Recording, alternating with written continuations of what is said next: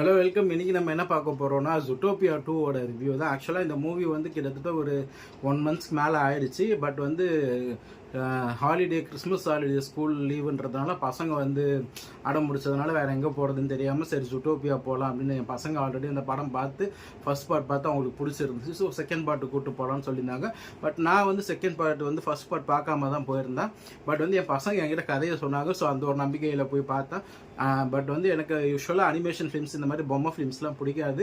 But வந்து நானே enjoy பண்ணி பார்க்குறவளோ ரொம்பவுமே நல்லா எடுத்திருந்தாங்க. அனிமேஷன் ஆகட்டும், யூஸ்வலாக அனிமேஷனில் வந்து சில டிஸ்னி மூவிஸ்லாம் வந்து வெறும் சாங்ஸாக வச்சு ஒப்பிச்சிருப்பாங்க. ஸ்டோரி வந்து ரொம்ப தின்னாக தான் இருக்கும். பட் இந்த படத்தில் அப்படி இல்லாமல் ஒரு நல்ல ஸ்டோரியுமே, இன்வெஸ்டிகேஷன் த்ரில்லர் மாதிரி ஸ்டோரியுமே வச்சு நல்லாவே எடுத்திருந்தாங்க. கிட்ஸ் மட்டும் இல்லாமல் பெரியவங்களும் பார்த்து என்ஜாய் பண்ணுற மாதிரி ஒரு நல்ல சூப்பர்பான அனிமேஷன் ஃபிலிம் தான்.